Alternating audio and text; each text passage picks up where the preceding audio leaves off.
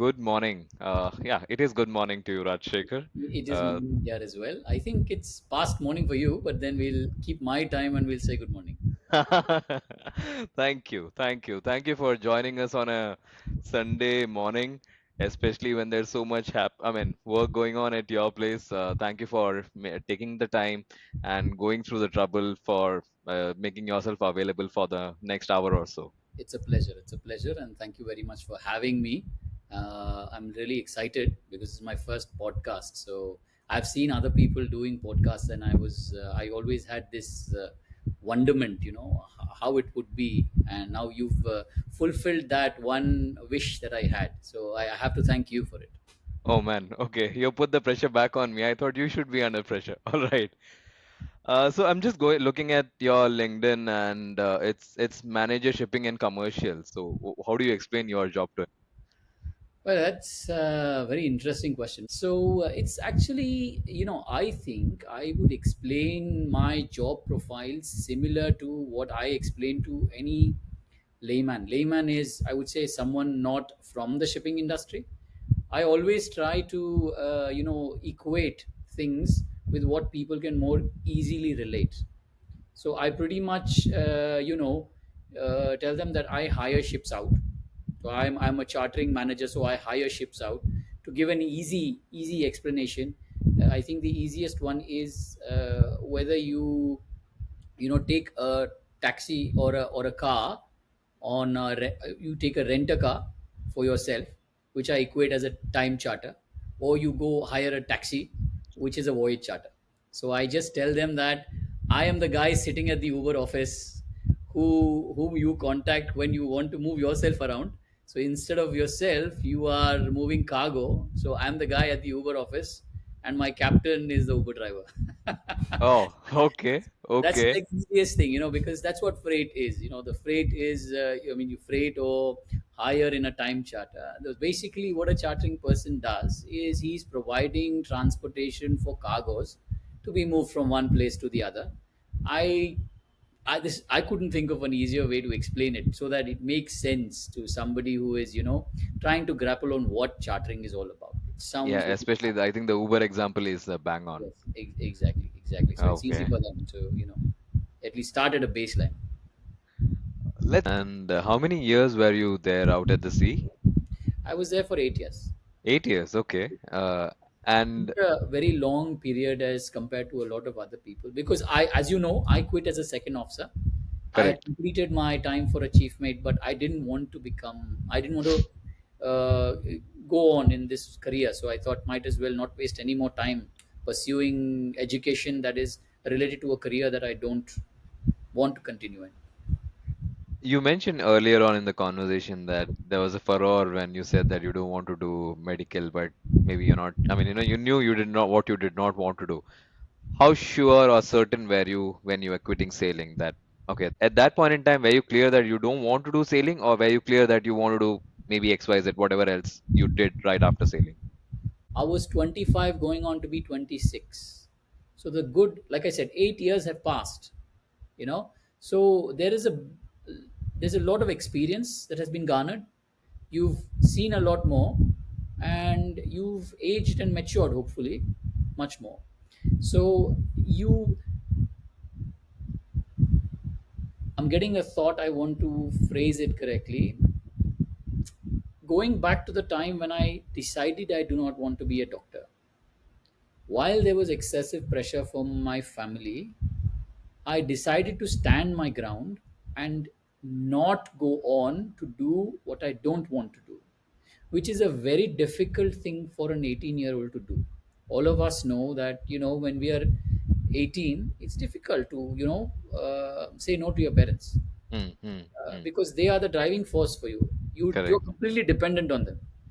So at that point in time, to be so sure or so opposing or steadfast on your decision is a difficult task. So I done that. At 25, it's not as difficult a task anymore, but clarity wise I was much more clear of what I wanted to do. So I knew that I want to get into the corporate world. I want to get office experience. I wanted to do my MBA. All of these things I charted out. I knew that I want to increase my academic qualifications. I had started to realize that my inclination towards academics is more than I thought initially. So all of these things, while I could have done it when I was at sea, it's not the same. And I wanted to actually have the college experience when I do my MBA. I didn't want to do a correspondence. Not that I say there's anything wrong with correspondence. It takes a lot of effort there as well. But these are the way. This is the way I wanted to do it, and I wanted to garner some shore experience before I embark on my MBA. So it was a right. I thought I cannot prolong it anymore. So those were the things. Those were, so I was very clear about it at this point. Mm-hmm. It was not just running away from something or not wanting to do something. It was also there was more clarity about what I did want to do. So Okay. there is a shift, there is a Y- difference. y- It's not just that while you know that it's going to have positive impact on your mental status, but the drive is a negative drive, because when you're running away from something, it's a negative drive, but when you're running towards something, it's a positive drive. So the momentum is better. Yes, yes. So I hope I answered what you were asking. You did, you did. And I mean, because we elaborated on the part of your journey where you were a seafarer. I know commercial operators and charterers who perhaps have never set their foot on board. So, what has your experience been in with regards to, and this question I'm especially asking as to if somebody is listening to this conversation, what do they think and they can feel good about themselves when they maybe aspire to become a charterer? Uh, what have they already learned, and how does this set them apart from like with regards to somebody who's not got that sailing experience but still doing the very same job? See, first off, I would like to make it very clear that there are a lot of people who are in commercial operations and in the chartering sphere who, like you rightly said, have not set foot on a ship, or probably they have set foot on a ship but have never sailed.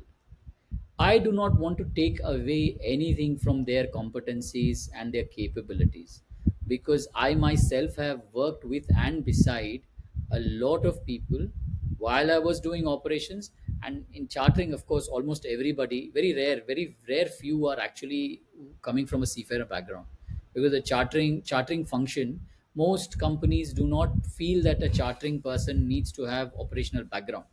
I personally believe that an operator makes a very good chartering person. Okay, so I think that every chartering person, irrespective of whether he or she has had sailing experience or not, should at least have a year or two in operations, in commercial operations. Because Commercial ops. yes, because the entire thing is that in chartering you are working with clauses. It's chartering, most people think is fixing freight, lay time and demurrage. That is not chartering. Chartering is the contract that you negotiate. Chartering is the terms that you negotiate. So the understanding of the complexities of the terms you do not get at a chartering desk. You only learn them in an operations desk, because you suffer from them. You suffer in the operations desk with a poorly negotiated clause. You are at the receiving end of those clauses. You are the one who has to clear someone else's mess when the ship comes into operation. So an operator makes a good chartering guy, because the chartering, when he has done operations, he can relate to the clause. He can relate to what can go wrong if the clause is not negotiated in a certain manner. So he becomes a better chartering person, because he negotiates a more watertight contract, or at least attempts to do so. Someone who doesn't know or doesn't understand the complexity of a particular clause cannot negotiate it well. And you can understand only when you have actually dealt with that clause. Now, the reason I make this point is twofold. First was just to say that people who haven't sailed, not that they don't make good operators. I have worked with many in my when I was in Navigate. I had a colleague of mine. She was not a sailor, but she was one of the best operators that I worked with. She had good grit. And it's difficult back, it's become more normal. It was difficult back then for women to be operators, and actually talk to masters or talk to the owners, because when you're a navigate was an operator, so we had ships time chartered in and in pool. We had to, for a lot of occasions, we had to talk to owners for permissions under the contract, etc., on what we had to do. Now, I'm not trying to be condescending here. Why? The reason I say this is that back then, the society or us in shipping were still very male dominant. So women had to actually carve their path through it. Mm-hmm. And this lady was a very good operator, very good head on her shoulders, and had the grit to actually go knock for knock against those people who were trying constantly to put her down. So I have, so because you worked with people like that, you know that there are people who are good at their job despite they've been sailors or not. Now, as I said, the added advantage that you have when you sail is you can relate to things much better, right? So when a master tells me something or explains a problem to me, probably it will take me 2 3 minutes to understand, which probably a non-sailor will take a little longer or more explanation to understand. Not that they won't understand it. And I can then relate, and probably I can also contribute to solutions from my experience of how we can overcome it. At the end of the day, as an operator, your main task is to solve problems. That's what you do. You solve everybody's problems. That's it. An operator who keeps saying that, oh, there's a lot of problem, I can't do it, then he's not an operator anymore. On the ops desk, you are only solving problems. So I think it just gives you a bit of an advantage sooner. So what a seasoned non-sailor could do in 10 years, after 10 years of experience or 5 years experience, a sailor who comes into operations can probably do it within a year. But it depends on the person also. Not I have, unfortunately, I have also come across few of them who've been sailors and who've come to the ops desk, and you know like I said, you find a few in all groups. So Actually, that's what I was just about to ask. I mean, since we are discussing operations so deeply, what traits does an individual need to possess apart from the maritime or the sailing knowledge that you have, which kind of sets them apart in the as an at the ops desk? Because there could be many reasons to fail, but if we were to focus on the ones that are the good ingredients to have, that will ensure that you succeed or you'll hold your fort, what would they be? see, the first and foremost thing I think I already addressed. You have to have an analytical mind and a problem solving outlook. And most importantly, and this is again something I guess, it's all about experience. See, if you can foresee the problems, you can set contingencies from for them.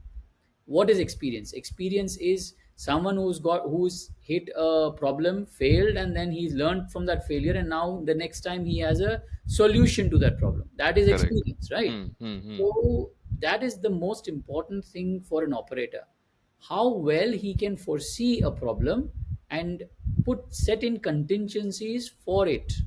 And how many of those contingencies you set in are how good an operator you become.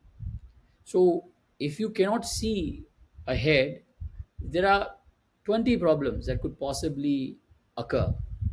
If you can see 18, 19, you're a good operator. If you can see 14 and put in contingencies for them, you're an okay operator. If you can see only under 10, that means there are going to be a lot of surprises for you when you are going to when the voyage is going to be executed. So that Okay. is what I would distinguish between a good and a bad operator. Hmm, hmm, hmm, hmm. Then I think you need to be constantly evolving and learning. Now, this is something that's not restricted to the commercial desk. I think it's a life trait. If you are always, I always say that I am an eternal student. This is the one Hmm, thing that I hmm. always say about, and I just don't say this for saying it. I love to learn new things. I'm the first person. If I don't know, I don't wing it. I just say I don't know. And you will see, I think this is a trait of people who always become better, because unless and until you accept the fact that you don't know everything, you cannot learn new things. Yeah, yeah. So most people, especially when they're in a certain position, are hesitant to say I don't know, because they think that if I say this, someone else will think less of me. Judge them. When you remove that insecurity from yourself, is your sure short path to growth, because there is nobody in this world who knows everything. There is nobody in this world who is going to have all encompassing knowledge. You will learn as much as you accept that you don't know.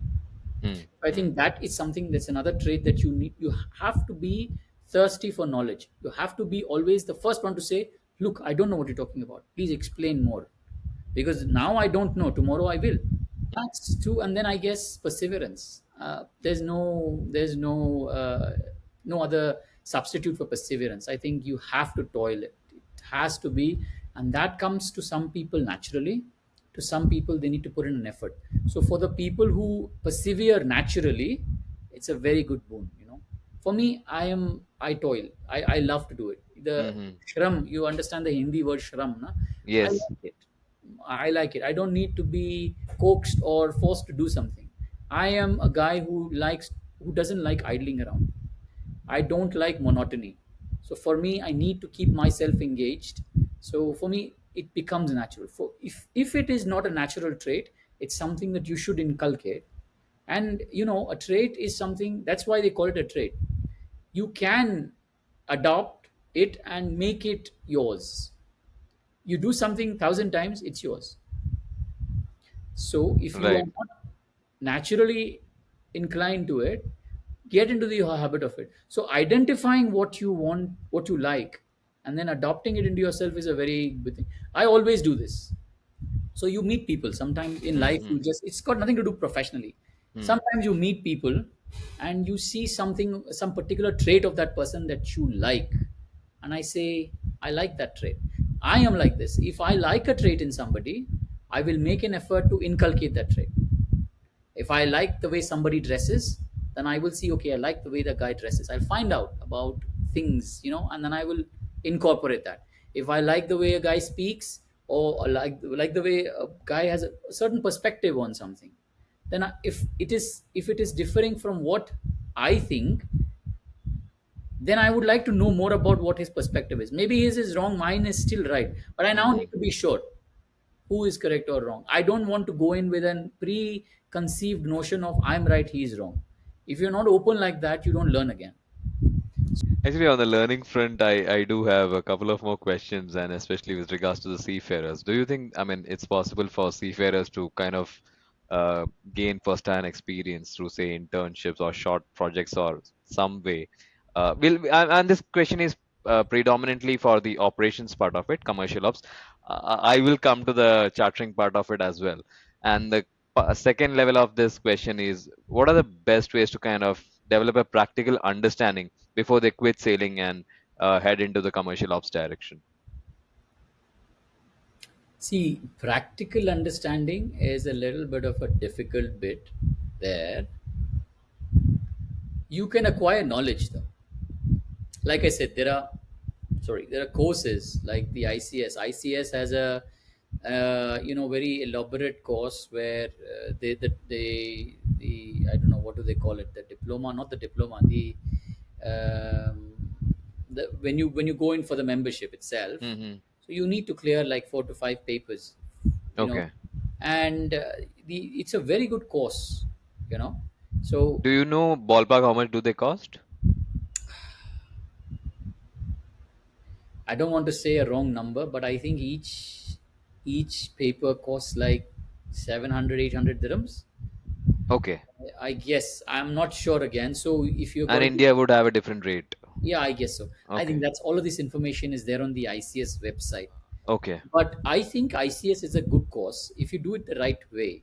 Hmm. And I did it in 2016, and I was already in working ashore for 9 years back then. When I did the course, when I embarked on the course, I just embarked with a mindset. I was already in commercial operations, so it was not to achieve something. It was just something. It was a thing that I said, okay, I haven't had a academic qualification for quite some time. Let me get another one. So I started the ICS. and I didn't go in hoping to learn a lot. So see, this is something that this is hubris on my part, because I thought, okay, I've got sailing experience and I've got like 9 years of shore experience. That's not much that I will learn from here anyway. But I was very, very wrong. Acha. That's the thing. It was, like I said, you have to enter into the thing with the right mindset. I went in to learn because I didn't hope to achieve anything. Like a lot of people do the ICS hoping that ICS will open the pathway to them getting into the commercial field. But I was Hmm. already in the commercial field. Hmm. Hmm. So that was not my incentive. My Hmm. incentive was to get another academic qualification. And when I did embark on it, because I don't do anything half-heartedly. Hmm. So Hmm. that's Hmm. another thing that I do. I mean, even if I didn't think that there was much to gain from this, when I embarked on it, I did it in the proper manner. So Okay. I was very diligent about it. I did all the coursework very, very carefully, and I did all my extra researches. So I really, really gained a lot. It was very, very good. It's a good course. It's a very How good. long is the duration? There's no fixed duration. It's a Okay. you study yourself, and the exams are twice a year. You appear for the exams, and that's it. So there is no classes that you need to take for it. And this prepares you to become a commercial operator, is it? Well, it gives you a better understanding. Like you said, is there something that they can Hmm. add? Hmm. Hmm. It gives, see, when you're sailing, right? So even if you're a chief officer or a master, you are seeing one aspect of the commercial part, only one aspect. Your perspective is from the ship side. So there is very little exposure on what actually happens, how the trade progresses, what are the importances of the different documents that you're actually issuing and handling, how the trade happens.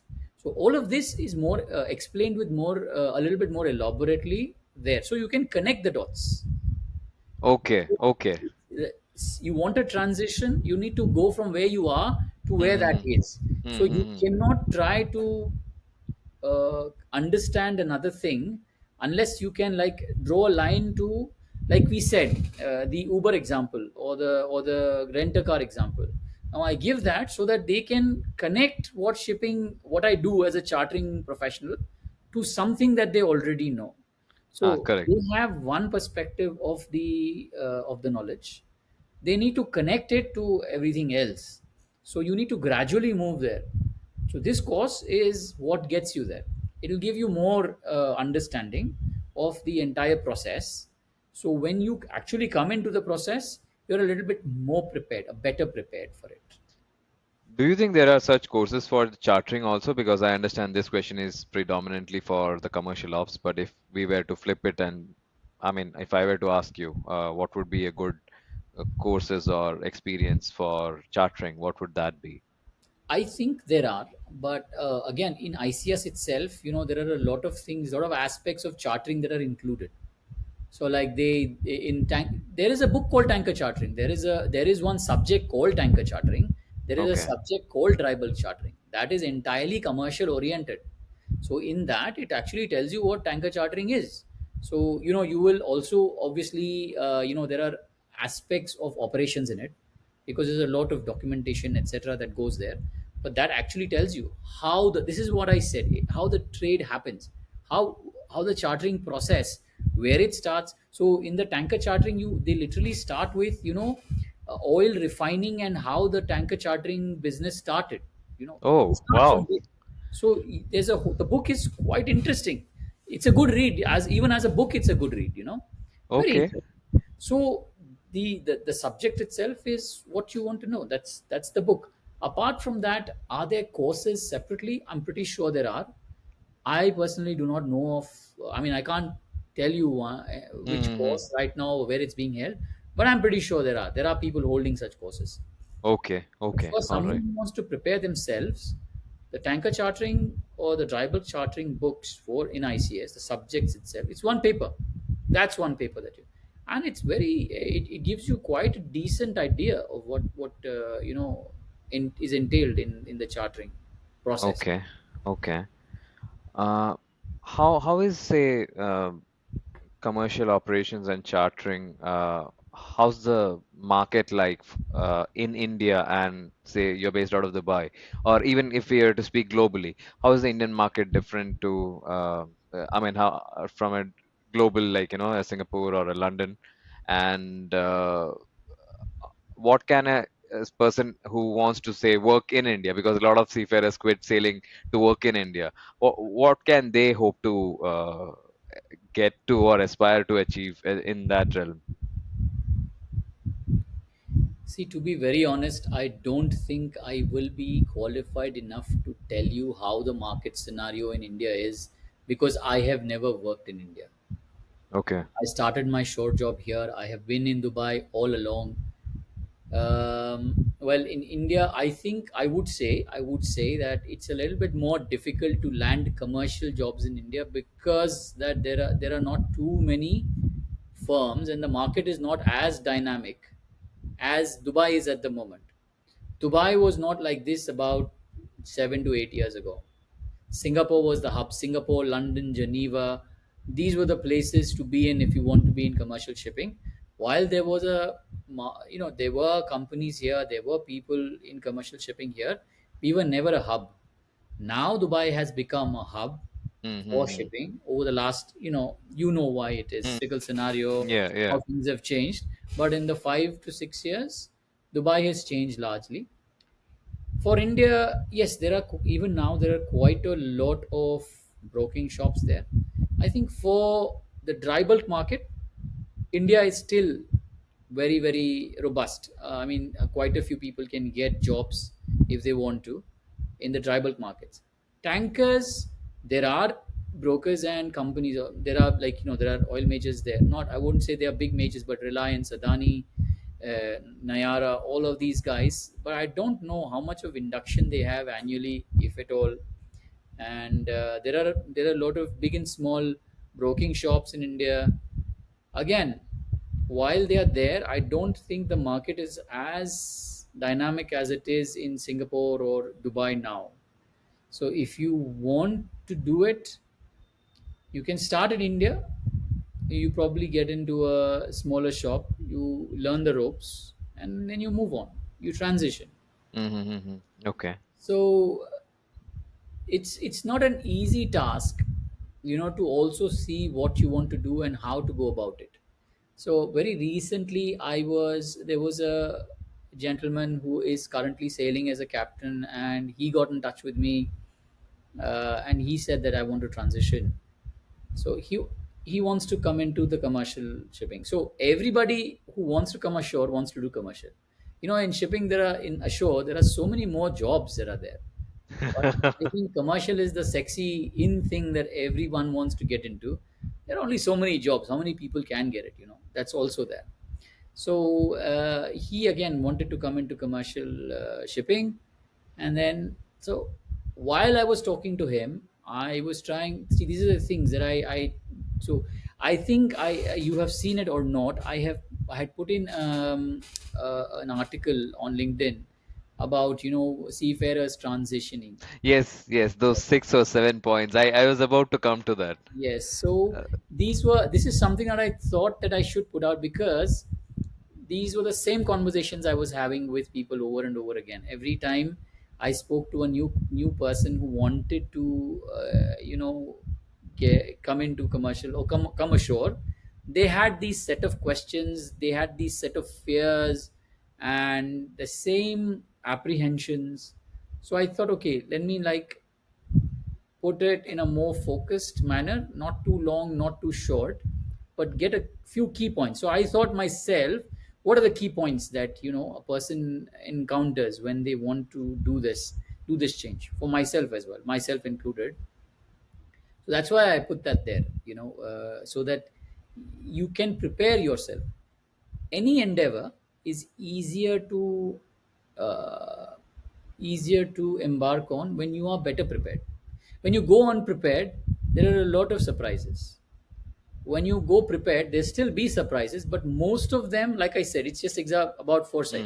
mm. Most of them you have already Accounted prepared for. for, accounted for, and you've got some sort of a game plan for it. How are you going to Or address it? remedial Yeah, a remedy. action.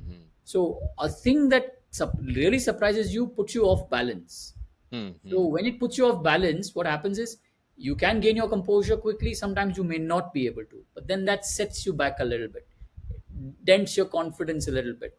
Then, or probably it has financial implications also a little bit.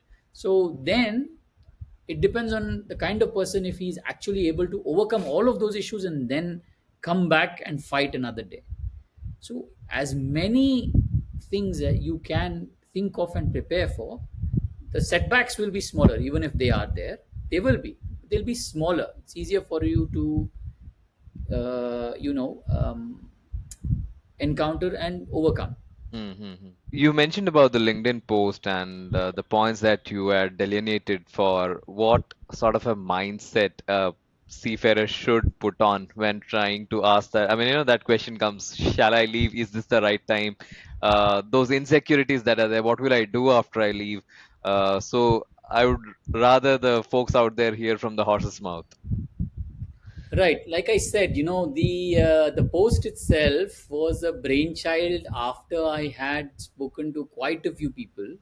Because again, fortunately, through the forum of ICS, I kept getting queries, or like people. I mean, my colleagues in the ICS or friends in the ICS kept directing people to me.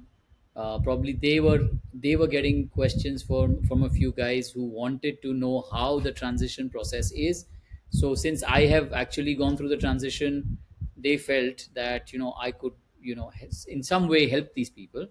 So they when I was speaking to them, they were those, like I already mentioned, the questions were the same, maybe in different forms, but essentially the doubts in their minds, or the the lack of clarity was surrounding the same issues and topics. And some of the points which I have put in here are coming from my own experience, or the experience of a few others who I have worked with. So those points also I added, because these are things that people will encounter and will definitely have to grapple with once they come ashore. So the first point, I'll just run through the list. The first Mm-hmm. point I had made was that you know once you've made up your mind that you want to step ashore, you shouldn't back out at all. So the reason is that your effort should be the best effort that you can possibly make. Like I said, anything I do, I don't do it half heartedly. No half measures. Yes, no half measures. So the effort has to be full throttled. The reason I say this is that, as it is, there is a lot of confusion when there's change.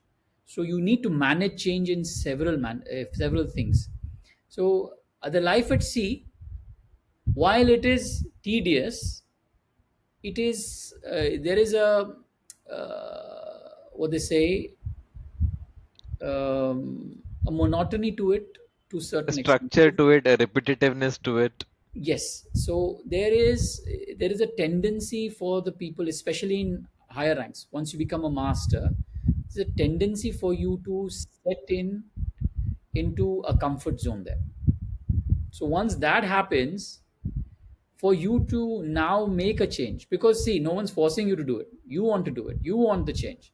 So there's very important that you think it through completely, because the work ashore is different from what you're doing on board. The reason why you are moving ashore is because you want to take a further leap. You have a long term perspective, which you think that your aspirations are not being fulfilled. Life career at sea is a very good career, by the way. Yeah? People are making good money, Correct. and it's a long term career. You can sail up to 63, 64. It's a full career, but then that definitely comes with a lot of challenges and a lot of sacrifices. Mostly Mm-hmm. what people sacrifice is family life.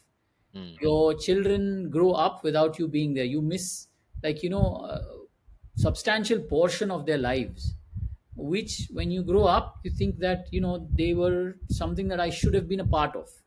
So most people who think that I want to step ashore are having this as a very important consideration. The reason I say that you need to be sure about what you're doing is that you shouldn't come ashore. And believe me, I know quite a few people, even from my sailing days, who had quit and they couldn't manage the culture ashore and they came back. That is a nail in the coffin, because once you do that, the next time you actually want to come ashore, you'll have a very, very difficult path ahead of you. Because what you've told people is that you are not able to handle the change. Or the next Mm-hmm. person who employs you will always have this thing in his mind: oh, this guy, the minute things get tough, he's going to go back to sea. Mm-hmm. Nobody wants, That nobody. those nagging thoughts. Yes. So the thing is, when a company decides to employ you, they're also actually putting in a lot of, they're investing in you. They are investing. Okay, the monetary bit is one thing. They're Mm. investing resources to train you. They're giving time. Whoever you're going to work with or under or whatever are going to give their time and knowledge in training you. All of that goes to waste if you decide that no, this is not for me, you quit and you go back. So there could be many reasons why people back out. One is the financial bit of it. Then they are not able to handle the pressure, the politics. They're used to a certain kind of life which they think is now being hampered when they've come ashore, because the expectations are not real.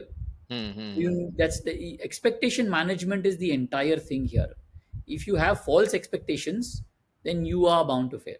So your expectations should be realistic, so or at least your expectations should be low. So if you have low expectations, everything exceeds your expectations, so that's a better way to be. That's why I say that if you've made a decision, make take a check on your life entirely. Firstly, your frame of mind, are you ready for the leap? Secondly, are you financially secure?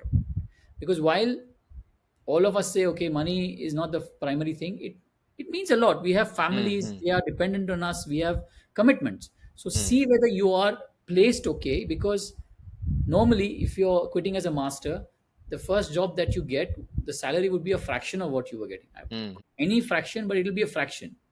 Okay, so you have to come to terms with that. So you need to be financially secure that okay, when I take this leap, if I take a cut, I will still be able to meet my bare minimum commitments.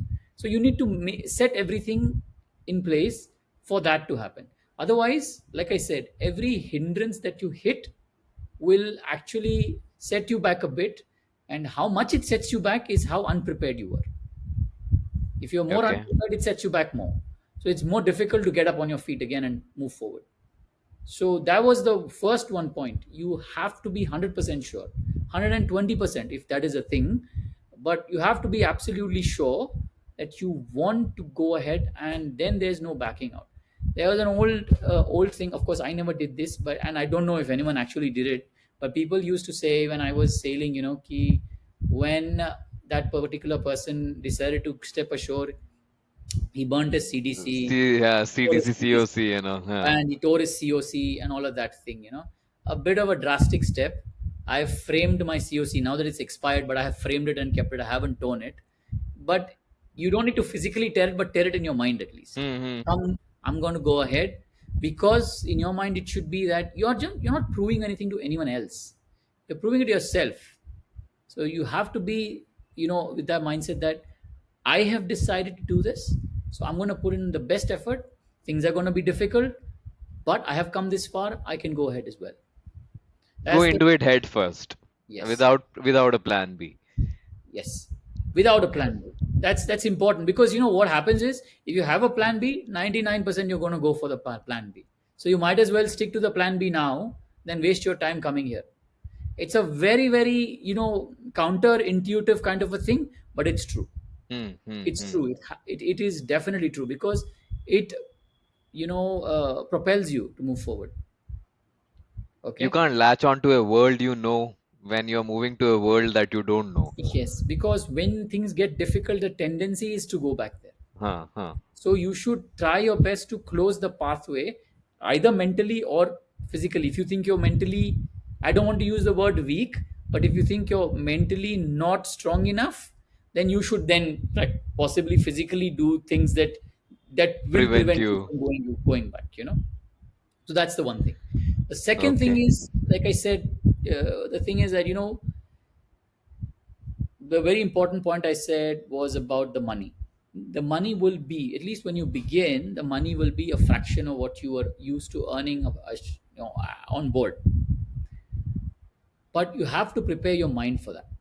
You have to prepare your mind, and the way you can prepare your mind is by taking stock of all your responsibilities, taking stock of all your commitments, making sure that whatever realistic salary or package that you can achieve when you step ashore will be sufficient to service all these commitments and your requirements. At least that. Because if that is not the case, it'll be difficult. Hmm. Hmm. Hmm. So for me, the advantage I had was I quit when I was 26. I didn't have a lot of commitments, you know. Hmm. Hmm. So I didn't need to, worry about. I wasn't married. I didn't have children back then. I didn't have any commitments at all. I was living for myself. Hmm. Hmm. And at that point in time, my parents were here. I was living in my father's house, so I didn't even have to pay rent, man. So for me, it was nothing. The salary that I got, I bought a car, and I spent the entire salary on my car. So, so that's the thing. But no, that was a joke. But what I meant is that irrespective of what place you are at, you need to make sure that you're set, Yes, because it correct. you need to meet your commitments. Your commit close as many commitments as you can before you step ashore, or you have to make sure that your commitments are low enough that will be serviced by the packages that you can realistically get when you step ashore. So, and take the money part out of your mind. Hmm. Hmm. You shouldn't be thinking about the money. The whole point Hmm. is that the money should not be your primary focus. Growth should be. Money will Because follow. money will follow. Because if you are a master today, you get 12, 13, $14,000 a month.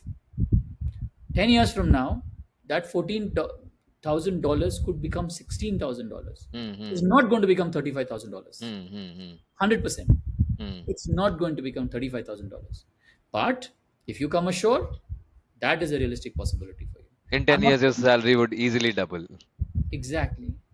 In 10 years, it could go more than double, Hmm. Hmm. but you could at least easily think that it would Hmm. be achievable, which is not a possibility here. You could be the best and the smartest and the brightest, but you cannot grow beyond a certain point, Hmm. because that is the boundary of that particular profile that you are at. Yeah. Yeah. Yeah. You have to break away from that profile if you want to have boundless growth.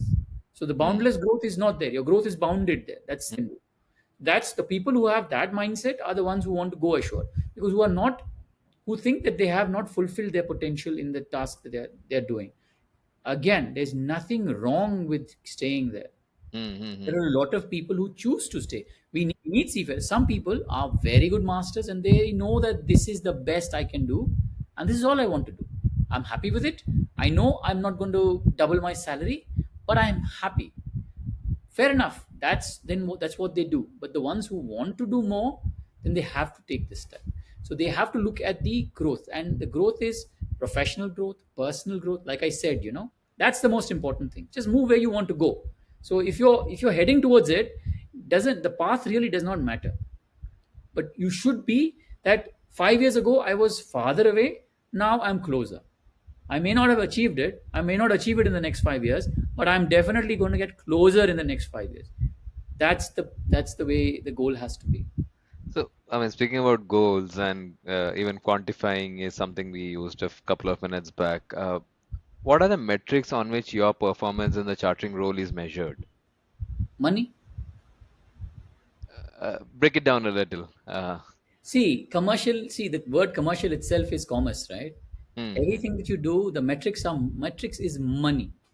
Are you saving more money? Are you earning more money? In a commercial operations, you can't earn money, you save money. You optimize your operations, you save money. The chartering guy has calculated the voyage cost to be X, and he said, okay, I'm going to get X plus 2 profit. If you can operate it in X minus 1, so in where the chartering guy calculated $2 profit, you got $3 profit, or at least you got the $2 profit that he Mm-hmm. calculated. But if you bungle the operations, the profit is gone. You may probably get a $1 profit, you may get no profit, or you may get a loss. So in an operations role, it is about saving money and hitting the baseline of what has been calculated, of doing better. In a chartering role is earning as much more money as you can by direct freight, what you've negotiated, or the terms that you have negotiated. So How it's can all you make about, money over the terms? Just of course, yes, that is the whole point. That's what I said. Most people think that chartering ends at negotiating freight, lay time, and demurrage. No, the terms play a very big role, extremely big role. Oh, just for, as an example, I give a charterer a lay time of 84 hours. But in the terms, I exclude several things that cannot be deducted from lay time, or that can be deducted from lay time. Okay. So, for example, there are standard things that there are that because you have CP set, and there are standard things that are deducted that cannot be counted as lay time or demurrage. Like when you move from the anchorage to the berth, that time cannot be counted as lay time or time on demurrage. These are standard stuff. But can you just repeat?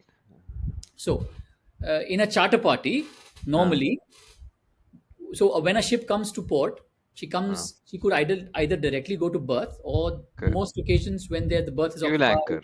whatever, she goes to anchor. And then when the berth is ready, she moves from anchor to berth.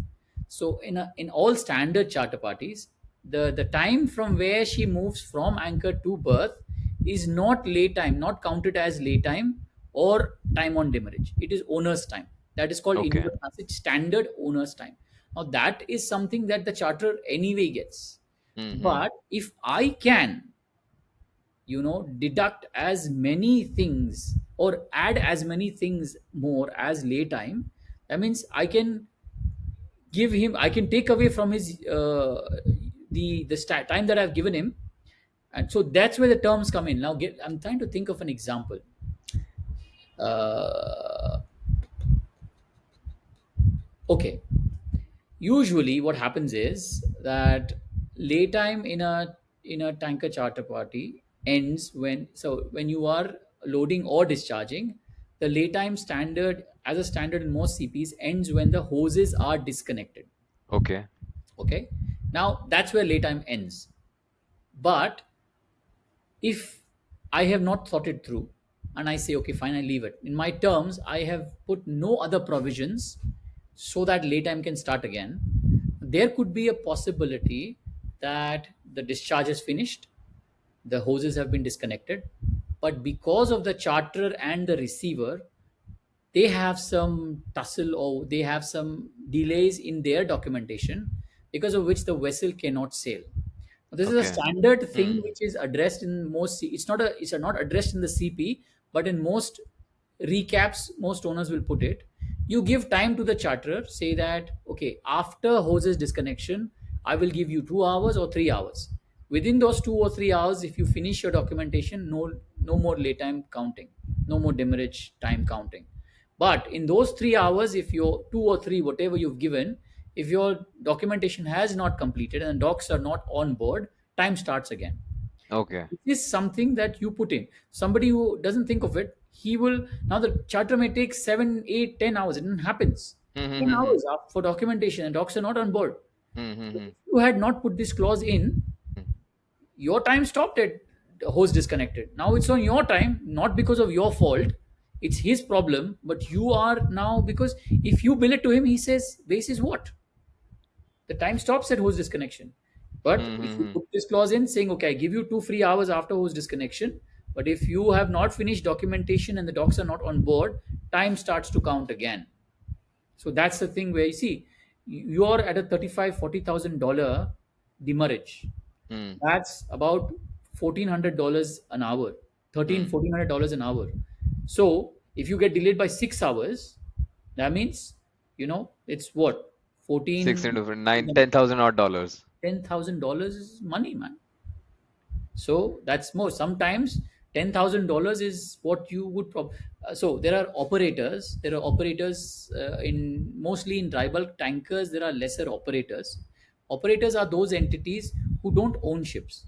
What they do is they take ships on time charter from owners, and then they operate those ships in the spot market. Hmm. So they make the arbitrage and get a lower time charter, and then they run it on voyages so that they can make a higher TCE, a time charter equivalent, Equivalent. take the cream. Yeah. So for an operator, those $10,000 means a lot, because in a bad market, his profit on that entire endeavor when he calculated could be just $10,000. Could be just Added 10,000. $10,000 to that is double the profit. So that's why it's, when a lot of people I have discussed, they always say that, what is the most important problem everybody faces? They say demurrage. I face issues with demurrage, be it on chartering desks or on owner's desk. On chartering desks, so ours is a trading organization. When I came here, when they were, when I came in for an interview, my boss said we face a lot of problems with demurrage. Okay. So you have to, because they were hiring me as head of the shipping desk, so said you have to do things, so that we can, minimize demurrage, or get those demurrages paid quickly. So we have to, tweak the demurrage desk. Mm-hmm. So I told him right away. I said the problem of demurrage is not solved at the demurrage desk; it's solved at the chartering desk, because you will suffer from the terms that you have in place. You have good Hmm. terms, you suffer less. Okay. So Okay. operations, demurrage, everything, these are back end processes. If your chartering terms are not good, Mm-hmm. everything gets affected, because you have to fall back on the contract that has been negotiated. It's a trickle down effect. Absolutely. So if you go back to anyone, they will say, show me in the contract. He's going to say that. He's going to say, where in the contract does it say it? So You don't basically, have it in you the have to contract. get the law of the letter right. Yes. So Okay. that's what chartering is. Chartering is negotiable. I always say this. People who do not have good understanding of the terms, because see, charter party clauses as in themselves are very complex and convoluted, and they are Mm-hmm. convoluted purposefully. They are Hmm. not, but it's by design that they It's by convolute. design to be Yes, vague. make it as vague as confusing as possible, so that, and when you change even a small word in it, you need to know what you've changed and you need to understand, because my understanding, the other guy's understanding, and the actual meaning of that clause could be three different things Mm-hmm. happen. So you need to be very good in, interpreting clauses, redrafting clauses, seeing and understanding the legal impacts of it. See, again, this is something that ICS really helped me in. We have a Okay. subject in ICS called legal principles. Okay, so it legal principles. Legal principles. There is a subject in the ICS called legal principles. I think you Okay. are freezing out. Okay. I think you're freezing out. I said that the reason why, one of the things that were contributory, that helped me in understanding clauses and legal language better, was the ICS paper. There's an ICS paper called Principles, which is a compulsory paper, and that helps you a lot. Again, Okay. it deals with a lot of standard stuff like BLs and everything, but other stuff as well.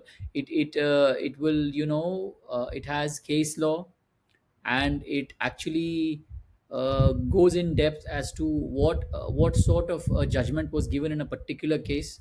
So when you read those, you understand that a man of logic, you and I, when we read or we see a scenario, we draw a logical conclusion, like, okay, this transpired in such a manner, that means this is correct and this is wrong. This is what the contract says, so I would 100% assume that this is correct and this is wrong.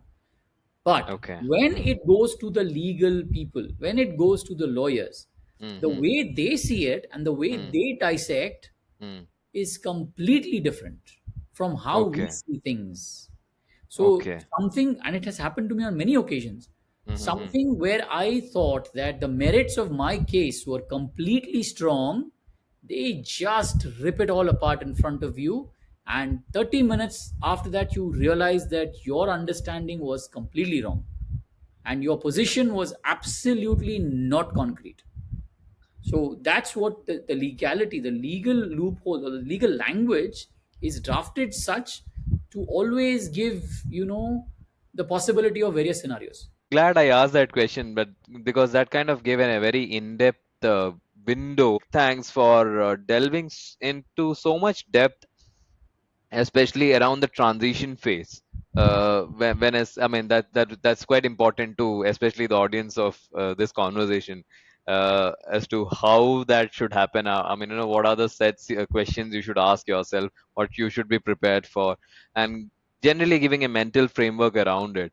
And thank you so much for the elaborate explanation of your journey from even the part where I mean we began your story from, say, when you were in 10th standard, and there to seafaring, to I mean your point of commercial ops and how that is the hot cake right now, and how chartering is what you're doing, and going in depth into the granularities of the ups and downs of of a single day, so to speak. So thanks a lot. Thank you so much, Rajshekhar. Thank you for the opportunity as well. Like I said, it was a good opportunity for me, and a podcast of what I had a mental vision of a podcast. This was much. I thought it would be very pressurizing. It was very much like a conversation, and I enjoyed it as well. So I thank you for your time as well, and having set this whole thing up. We were planning it for quite a while, and I'm happy that it finally fruition from only being a figment of our imagination. Thank you, Thanks. Rajshekhar. Thanks. Yeah.